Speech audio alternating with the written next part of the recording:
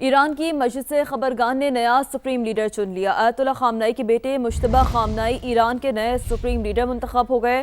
ایرانی سرکاری میڈیا پر انتخاب کا اعلان کیا گیا۔ ایرانی فوج اور پاسداران انقلاب کا نئے سپریم لیڈر کی پیروی کا عزم۔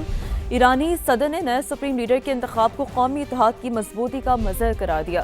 عباس عراقچی نے بتایا ایران نے نئے سپریم لیڈر کے انتخاب میں غیر ملکی مداخلت مسترد کر دی۔ ایرانی شہریوں کی بڑی تعداد نئے رہبر اعلیٰ سے یکجہتی کے لیے سڑکوں پر آ گئی۔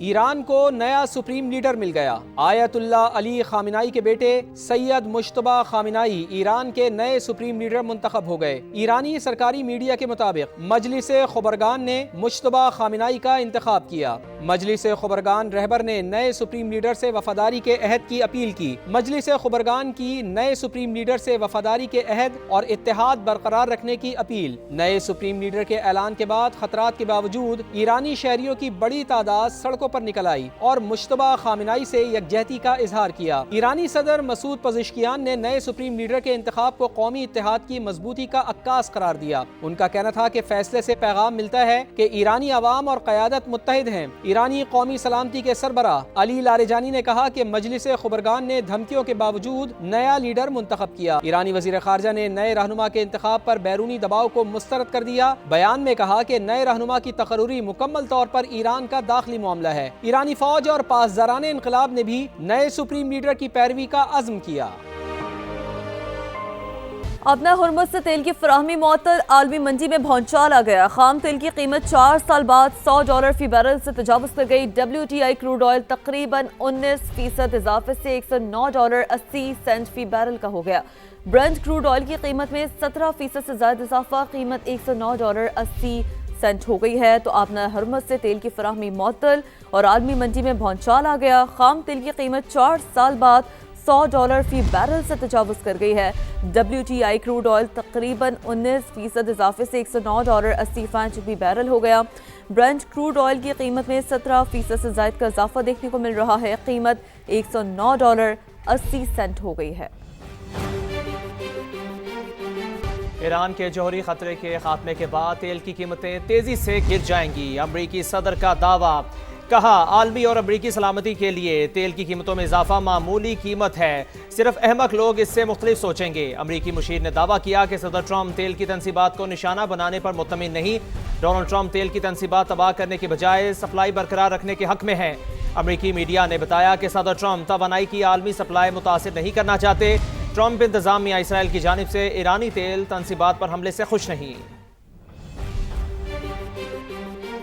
پاسداران انقلاب نے نئے سپریم لیڈر کے انتخاب کے بعد اسرائیل پر میزائلوں اور ڈرونز کی برسات کر دی۔ تل ابیب سمیت صہیونی ریاست کے کئی شہر دھماکوں سے گونج اٹھے، سائرن بجنے لگے، متعدد افراد کے زخمی ہونے کی اطلاعات ہیں۔ گزشتہ روز بھی ایرانی حملے میں 6 اسرائیلی زخمی ہوئے تھے، جبکہ جنوبی لبنان میں حزب اللہ کے ساتھ جھڑپوں میں 2 اسرائیلی فوجی مارے گئے۔ امریکی سینٹکام نے مزید 2 امریکی فوجیوں کی ہلاکت کی تصدیق کر دی۔ ہلاک امریکی فوجیوں کی تعداد 8 ہو گئی۔ سعودی عرب کے شہر خرج کے رہائشی علاقے پر ڈرون حملے میں 2 افراد جان سے گئے، 12 زخمی۔ سعودی سول ڈیفنس کے مطابق مرنے والوں میں بھارتی اور بنگلہ دیشی شہری شامل ہیں۔ بحرین میں ڈرون حملوں میں متعدد شہری زخمی ہو گئے۔ متحدہ عرب امارات میں آئل فیلڈ میں واقع فجیرہ پلانٹ میں بھی آگ بھڑک اٹھی۔ امریکہ اور اسرائیل کی بدترین دہشت گردی، ایران کی تیل تنصیبات کو نشانہ بنانا شروع کر دیا۔ تہران زوردار دھماکوں سے لرز اٹھا، آسمان کالے دھوئیں سے اٹ گیا۔ کوہاگ، شہران اور کاران میں بھی آئل ڈپوز کو تباہ کیا گیا۔ 6 افراد شہید، اصفہان، نجف آباد، آران اور دیگر شہروں پر بھی وحشیانہ بمباری کی گئی۔ ہلال احمر نے مزید 31 شہادتوں کی تصدیق کر دی۔ شہداء کی تعداد 1350 سے زائد ہو گئی۔ اسرائیل کی لبنان میں بھی بمباری جاری، مزید 25 شہریوں کو شہید کر دیا، تعداد 400 ہو گئی۔ صدر ٹرمپ درست تھے، قربانیاں جنگ میں معمول ہیں۔ امریکی فوجی کی بڑھتی ہلاکتوں پر امریکی وزیر جنگ کا بیان، کہا مستقبل میں مزید نقصان متوقع ہے۔ وقت آئے گا جب ایران کے پاس کوئی انتخاب نہیں بچے گا، ایران جلد ہتھیار ڈالنے پر مجبور ہو جائے گا۔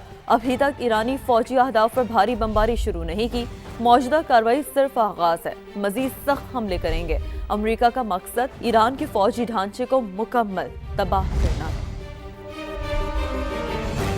UAE کے صدر کا ڈونلڈ ٹرمپ سے ٹیلی فونک رابطہ، دونوں رہنماؤں میں خطے کی صورتحال پر تبادلہ خیال۔ عرب لیگ کا ہنگامی اجلاس، خلیجی ممالک پر حملوں کی مذمت کی گئی۔ ایرانی صدر نے آذربائیجان کے ہم منصب سے رابطہ کیا، بتایا آذربائیجان پر ڈرون حملے میں ایران کا ہاتھ نہیں۔ فرانسیسی صدر نے بھی ایرانی ہم منصب سے ٹیلی فونک رابطہ کیا۔ میکرون نے خطے کے ممالک پر حملے فوری روکنے کا مطالبہ کیا۔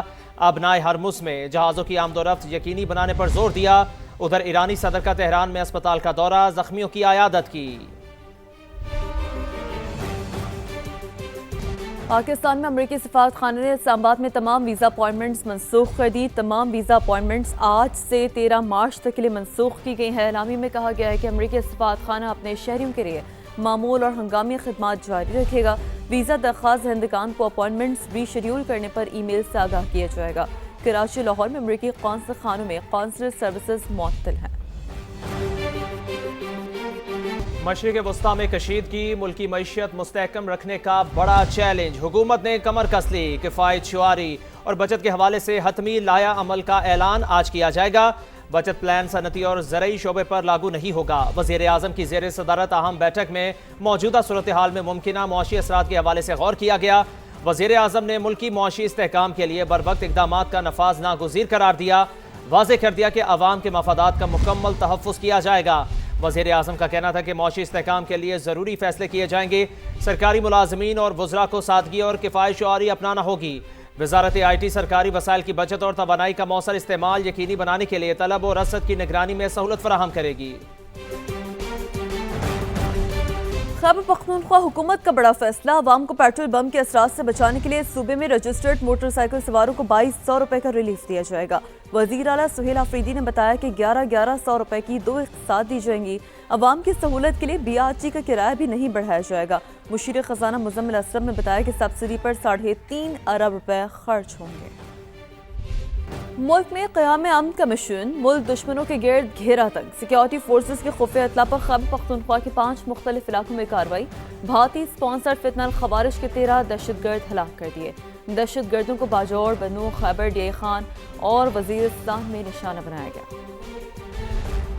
بھارتی ٹکڑوں پر پلنے والے دہشت گردوں کے خاتمے کا مشن، سیکیورٹی فورسز کے 6 اور 7 مارچ کو خفیہ اطلاعات پر خیبر پختونخوا میں 5 تیز رفتار آپریشنز، باجوڑ، بنو، ڈی خان اور وزیرستان میں بھارتی اسپانسرڈ فتنہ الخوارج کے 13 دہشت گرد ٹھکانے لگا دیے گئے۔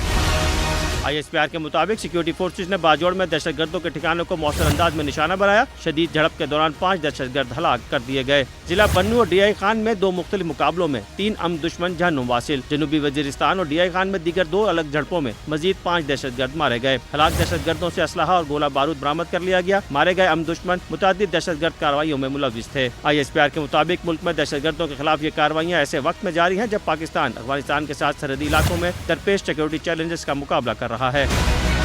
کامیابیوں کے تسلسل پر سیکیورٹی فورسز کو قومی قیادت کی تھپکی، صدر آصف علی زرداری، وزیر اعظم شہباز شریف اور وزیر داخلہ محسن نقوی نے کہا کہ دہشت گردوں کو کہیں چھپنے کی جگہ نہیں ملے گی اور اس جنگ میں پوری قوم اپنے سیکیورٹی فورسز کے ساتھ کھڑی ہے۔ فتنہ الخوارج کو چھوڑیں گے نہیں، وزیر دفاع خواجہ آصف کا اعلان۔ سما سے خصوصی گفتگو میں کہا افغانی قابل اعتماد لوگ نہیں، واضح کر دیا جب تک خطرہ ختم نہیں ہو جاتا آپریشن جاری رہنا چاہیے۔ بھارت ہر اس صورتحال سے فائدہ اٹھانے کی کوشش کرے گا جس سے پاکستان کو نقصان ہو۔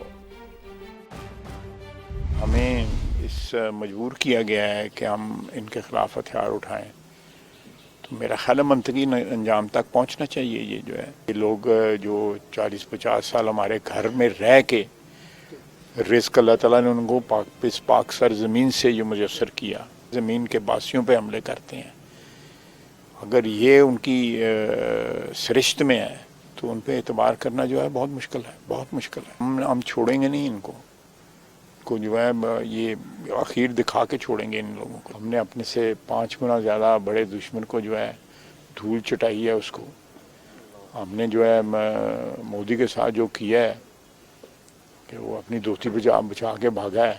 بھارت جو ہے ہر اس سچویشن سے فائدہ اٹھانے کی کوشش کرے گا جس میں پاکستان کا خدا نخواستہ کو نقصان ہو۔